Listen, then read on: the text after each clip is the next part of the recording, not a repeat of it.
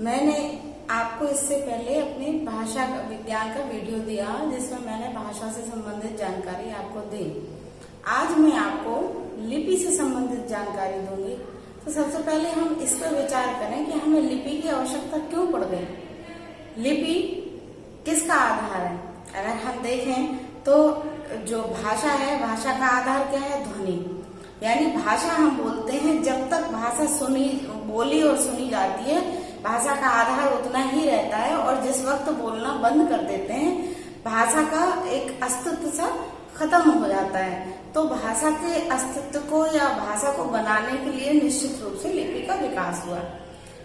हम दूसरे शब्दों में ये भी कह सकते हैं कि भाषा जो एक काल और एक स्थान पर निर्धारित थी, उस काल और स्थान को निर्धारित सीमा से बाहर निकालने की जो कोशिश है वो हमारी लिपि है, और उसकी कोशिश ही लिपि का आविष्कार है। अगर लिपि नहीं होती तो निश्चित रूप से जो भी बोला जाता है, किसी के मुख से बोले हुए शब्द या कोई भी जानकारी, कोई भी बात थी जो हमें सहस्रों शब्द शताब्दियों पहले लिखी हुई बात आज जो प्राप्त हो जाती है शिलालेखों से और अन्य स्रोतों से जो मिलती है, वो निश्चित रूप से हमें नहीं मिलती। तो लिपि का अपना महत्व है, क्योंकि लिपि नहीं होती तो वास्तविकता में आज हम जो अध्ययन कर रहे हैं हम किस आधार पर करते हैं? केवल मौखिक रूप में अध्ययन नहीं किया जा सकता। तो चलिए आज हम बात करेंगे लिपि के विकास से। लिपि का जो विकास का क्रम है, लिपि किस प्रकार से जो है ब्राह्मी लिपि तक आई, और ब्राह्मी लिपि से हम हिंदी तक, देवनागरी लिपि तक कैसे पहुंचे, हम इसके सफर को जानते हैं। तो जिस देश की भाषा बोली जाती है उस देश के धार्मिक तरीके से ले लेते हैं कि एक देवता है, और धर्म के अकॉर्डिंग, जैसे ग्रीक देश की बात करें तो ग्रीक ने अपने देवता को ले लिया। भारत की बात करें तो भारत ने ब्रह्मा जी को के नाम से किया कि ब्रह्मा के मुख से निकली हुई ये देव भाषा है, देव है, इसलिए ये देवनागरी है। इस तरह से अलग अलग सभी विद्वानों का और जो अनुसंधान किया गया उस अनुसंधान के आधार पर ये बात कही गई।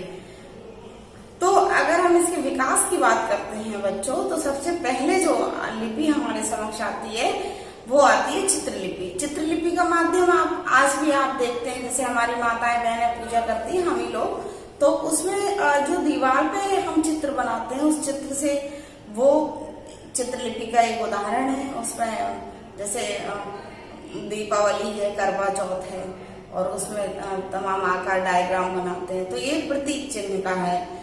यानी कि जो सबसे पहले जो आई लिपि कौन सी आई? चित्रलिपि। इसके बाद जो सेकंड नंबर पे लिपि आती है हमारे समक्ष, वो आती है सूत्र लिपि में। पहले कभी बात करने के लिए जैसे किसी की बात को गांठ बांध लिया, या कोई डंडे पे कोई चीज लपेट ली, कोई कपड़ा या कोई रस्सी उसको कर लिया, और वो जो है उसको कई दिनों तक वो बंधी रही, तो वो रंगों में फर्क हो जाता है। जितने हिस्से की वो ढकी रही उतना हिस्सा उसका उज्ज्वल रहा, और जो खुला रहा वो उसका डार्क हिस्सा रहा। तो उसको याद रहा कि ये बात है, या ये, तो उसको कालांतर में आगे चल के वो लिपि ने रूप धारण कर लिया। तो जो दूसरी लिपि आई वो सूत्र लिपि आई। फिर सूत्र लिपि के बाद क्या हुआ कि प्रतीकात्मक लिपि का प्रचलन बढ़ा। प्रतीकात्मक लिपि का उदाहरण हमें देखने को मिलता है। देखिए रानी लक्ष्मीबाई के समय में 1857 की क्रांति में रानी ने कमल और रोटी जो बंटवाई थी, ये कमल और रोटी ये प्रतीक लिपि का प्रतीक है। और अगर आज के संदर्भ में हम इसको देखें तो हम ये देखते हैं कि जो रेलवे का गार्ड है वो हरी झंडी लेके खड़ा हो जाता है तो ट्रेन चल देती है, और लाल कलर की झंडी जब लेके खड़ा हो जाता है तो ट्रेन रुक जाती है। यानी ये प्रतीक है इस बात का कि आगे खतरा है। ये प्रतीक लिपि का एक उदाहरण है। फिर इस लिपि के आगे जब हम चलते हैं तो नेक्स्ट हम देखते हैं भाव लिपि। भाव लिपि आई, और भाव लिपि का प्रयोग अधिकांशतः उदाहरण के रूप में मैं आपको दूं, जैसे एक दो आंखें बना दी और उसके आंसू गिर रहे हैं, है ना, दुखी तरीके से, वो प्रतीक लिपि। या युवक युवतियों में के बीच में जब प्रेम प्रसंग हो तो उसमें जो दिल बना देते हैं, दिल को ऐसे एरो से तीर जो कर देते हैं, वो भी एक तरीके से भाव मूलक लिपि का उदाहरण है। इसके बाद जो आखिरी लिपि है वो है ध्वनि मूलक लिपि।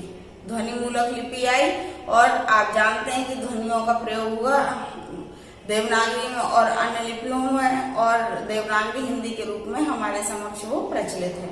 तो इस प्रकार से चित्रलिपि, सूत्रलिपि, प्रतीकात्मक लिपि, मूलक लिपि और इसके बाद ध्वनि मूलक लिपि, इस प्रकार से लिपियों का विकास हुआ।